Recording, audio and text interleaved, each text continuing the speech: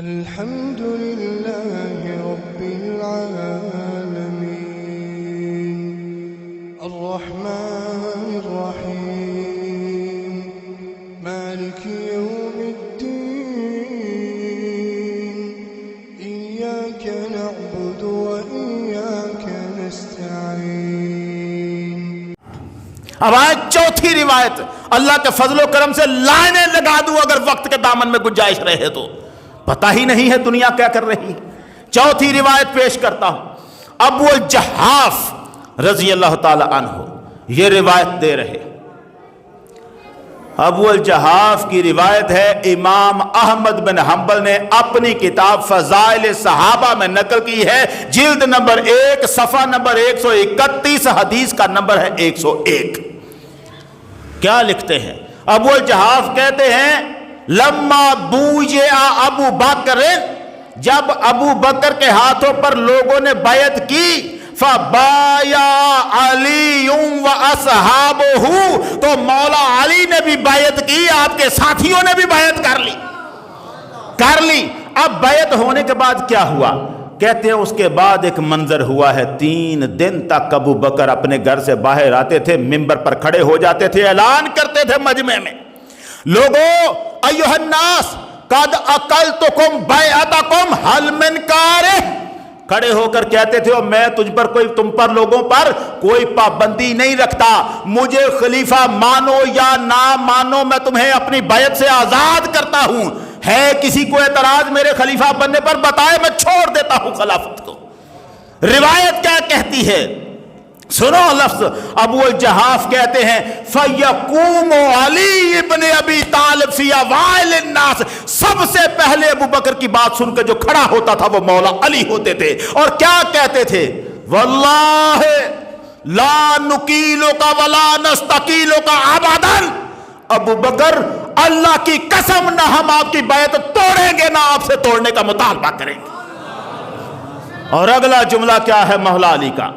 وہ فرماتے ہیں قدمک رسول اللہ صلی اللہ علیہ وسلم تصلی بالناس فمن ذا یؤخرک، ابو بکر اور سرکار دو عالم نے تجھے آگے کیا ہے نمازیوں کے نماز پڑھانے کے لیے، اب کون ہے مائی کا لال جو تجھے پیچھے کر سکے؟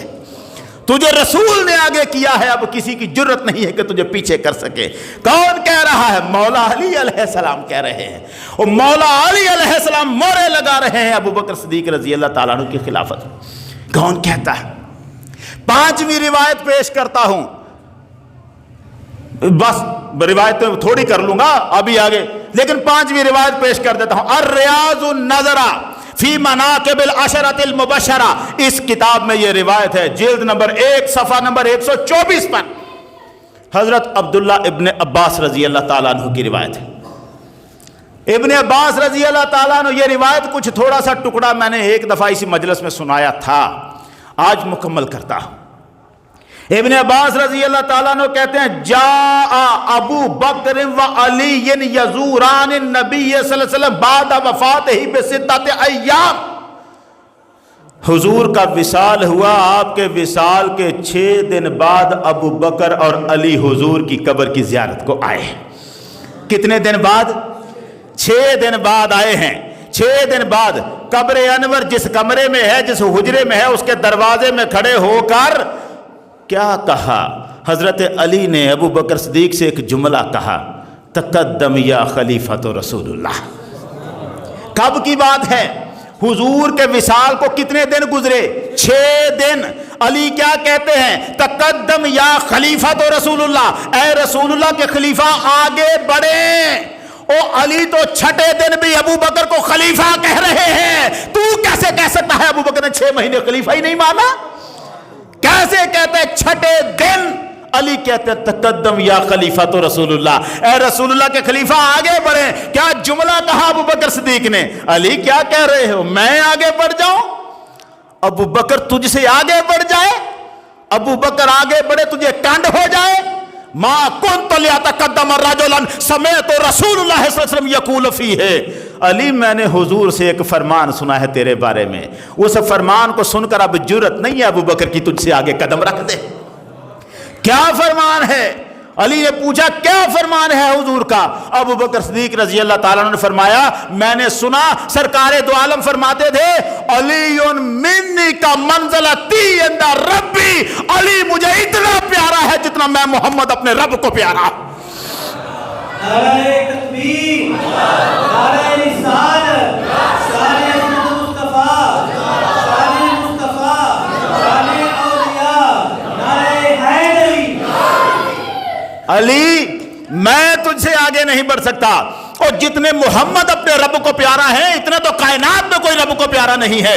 اگر حضور نے فرمایا جتنا میں رب کو پیارا ہوں اتنا علی مجھے پیارا ہے، تو اس کا مطلب ہے تجھ سے زیادہ محمد کو پیارا اور کوئی نہیں۔ اتنا جو پیارا ہے میں اس سے آگے بڑھ جاؤں، اسے کنڈ کر دوں؟ نہیں ہو سکتا۔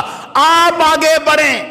کون کہہ رہا ہے؟ ابو بکر صدیق حضرت علی کو، آپ آگے بڑھیں۔ اب اگر علی آگے بڑھیں گے تو کانڈ ابو بکر کو ہوگی نا، وہ توجہ رکھنی ہے آپ نے۔ جب ابو بکر صدیق کہتے ہیں علی میں تجھے کانڈ نہیں کر سکتا، تو محمد عربی کا بڑا پیارا ہے، اب علی کہتے ہیں آپ، ابو بکر کہتے ہیں آپ آگے بڑھیں۔ علی اگر آگے بڑھیں گے تو ابو بکر کو بھی تو کانڈ ہوگی نا، ابو بکر کو بھی تو پیچھے رہیں گے نا، رہ جائیں۔ کیا فرمایا مولا علی نے؟ ابو بکر حضور کے فرمان بس تو نہیں سن رکھے ہیں، میں نے نہیں سنے ہوئے؟ ابو بکر میں نے بھی سرکار سے تیرے بارے میں کچھ سن رکھا ہے۔ ما کنت لیتقدم رجلا سمعت رسول اللہ صلی اللہ علیہ وسلم یقول فیہ، اور جس کے بارے میں میں نے حضور سے یہ فرمان سنا ہے، علی اس کو کنڈ کر کے آگے نہیں چل سکتا۔ میں ابو بکر صدیق آپ سے آگے نہیں چل سکتا۔ کیا سنا حضور سے؟ کیا سنا حضرت علی نے؟ ابو بکر صدیق نے پوچھا آپ نے کیا سنا ہے؟ حضرت علی نے فرمایا میں نے سنا سرکار دو عالم نے سارے مجمع کو خطاب کرتے ہوئے فرمایا تھا ما منکم من احد الا وقد کذبنی الا ابی بکر، اور لوگوں سن لو جب میں نے تمہارے سامنے اپنی نبوت کا اعلان کیا تھا تم میں سے ہر ایک نے کبھی نہ کبھی مجھے جھٹلایا ہے، بس میرے ابو بکر نے کبھی جھٹلایا نہیں۔ سب نے میرا ایک آدھ مرتبہ انکار کیا ہوگا، میرے ابو بکر نے کبھی میرا انکار نہیں کیا۔ ما منکم من احد یصبح الا علی باب قلبہ ظلمۃ الا ابی بکر، اور تم میں سے جب بھی کوئی صبح کو اٹھتا ہے نیند سے بیدار ہوتا ہے اس کے دل کے دروازے پر اندھیرا ہوتا ہے، صرف میرے ابو بکر کے دل پہ دروازے پہ نور ہوتا ہے۔ علی کہتے ہیں ابو بکر جس کے بارے میں محمد عربی نے یہ فرمایا ہے میں اس ابو بکر کو کانڈ کر دوں؟ حضرت ابو بکر صدیق نے فرمایا علی اسمیت رسول اللہ ہے، کیا تو نے یہ باتیں میرے بارے میں حضور سے سنی ہے؟ حضرت علی نے فرمایا ہاں میں نے آپ کے بارے میں یہ باتیں سنی ہیں۔ اب ابو بکر صدیق نے حضرت علی کا ہاتھ پکڑا، ہاتھ پکڑ کے کہا علی آپ دونوں اکٹھے ہی اندر داخل ہو جاتے۔ اخذ بید علی ودخل جميعا، ایک دوسرے کا ہاتھ پکڑا اور دونوں اکٹھے اندر چلے گئے۔ علی اور ابو بکر اکٹھے ہیں، کب کی بات ہے یہ؟ حضور کے وصال کے 6 دن بعد کی۔